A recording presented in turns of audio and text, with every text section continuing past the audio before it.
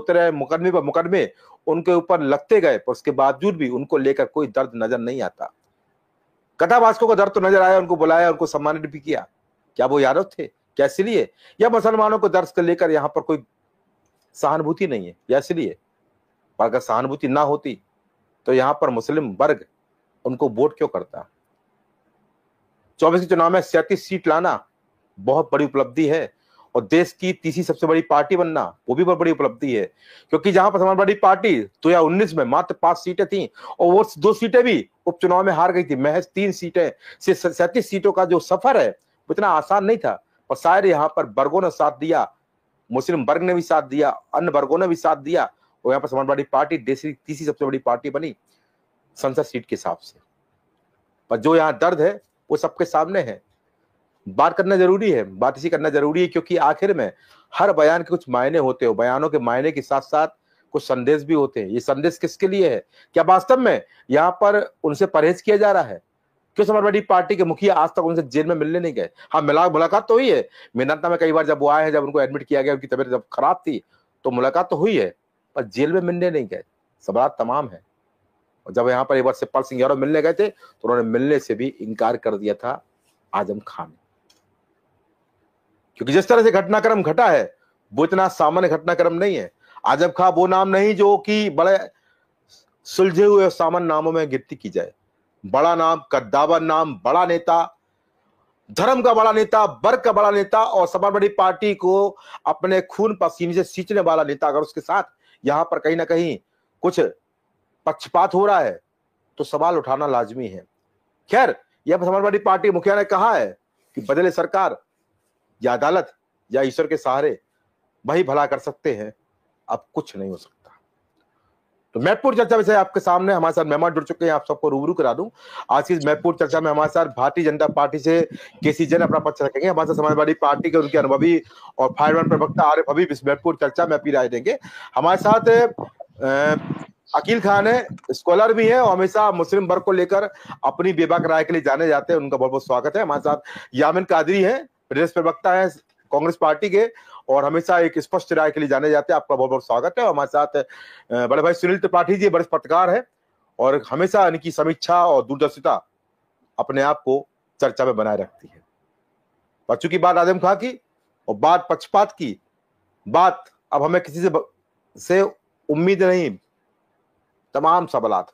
आरिफ हबीब क्या बोलेंगे? अरे भाई क्या बोलेंगे भाई? अब आपको यहाँ पर अपना जवाब देना है, क्योंकि हर बात के मायने होते हैं। पहले अब हमें अल्लाह के अलावा किसी से उम्मीद नहीं, और दूसरी बात समाजवादी पार्टी के मुखिया और पूर्व मुख्यमंत्री अखिलेश यादव ने जो कहा, अदालत, बदली सरकार या फिर ईश्वर, यही उपाय है। क्या बोलेंगे? जी, सभी साथियों को मेरा नमस्कार है, और आपके सी न्यूज चैनल के दर्शकों का आभार कि वो हमें सुन रहे हैं। देखिए, बाकी आजम खान साहब निसंदेह एक समाजवादी पार्टी के सबसे बड़े नेता हैं। नेताजी के साथ मिल करके पार्टी की स्थापना करने का काम आदरणीय आजम खान साहब ने किया था, और पूरा समाजवादी परिवार आजम खान साहब का बड़ा सम्मान करता है।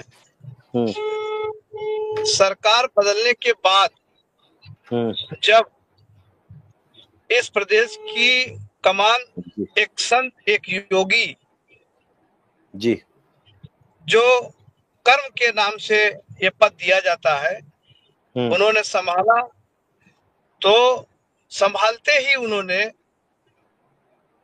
विपक्षी दलों के नेतृत्व उनका उत्पीड़न करना शुरू कर दिया। आजम खान साहब अगर चर्चा का विषय है, रमाकांत भी चर्चा का विषय होना चाहिए। रमाकांत की कौन सी मदद कर रहे हैं आदरणीय अखिलेश यादव जी, या आजम खान की कौन सी कर रहे हैं, ये तो वही बता पाएंगे, और यह तो समाजवादी परिवार जानता है। आदरणीय आजम खान साहब के साथ कल भी समाजवादी परिवार था, आज भी समाजवादी परिवार है, और कल भी रहेगा। अभी एक बयान अब्दुल्ला आजम खान साहब ने भी दिया था।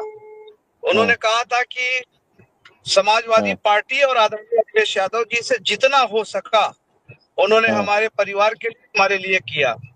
उस बयान की चर्चा मीडिया से गायब है। तजीन अच्छा। फातिमा जी ने जो कहा कि हमारी मदद अब ईश्वर और अल्लाह ही कर सकता है, उसको निगेटिव सेंस में ब्रांडिंग करने के लिए लाया जा रहा है, जो अच्छा। उनका निगेटिव सेंस नहीं है।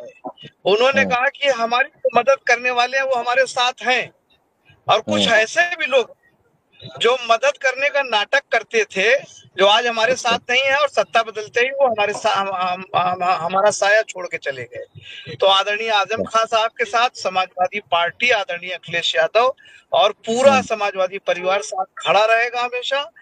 निश्चित रूप से जब सत्ता निरंकुश हो जाती है, न्याय की अपेक्षा नहीं रह जाती है, तो इस परिस्थिति में ऐसा ही बयान आएगा, और इस बयान को सत्ता और सरकार को, न्याय प्रणाली को चुनौती के रूप में लेना चाहिए कि एक प्रभावशाली व्यक्ति का परिवार जिसने प्रदेश के लिए कुछ किया है, कुछ दिया है, जब तो आम जनता को न्याय क्या मिलेगा, ये सरकार को चुनौती लेनी चाहिए, न्याय प्रणाली को चुनौती लेनी चाहिए। ठीक है, चलिए, आपने कहा हम आपकी ब्रांडिंग कर रहे हैं।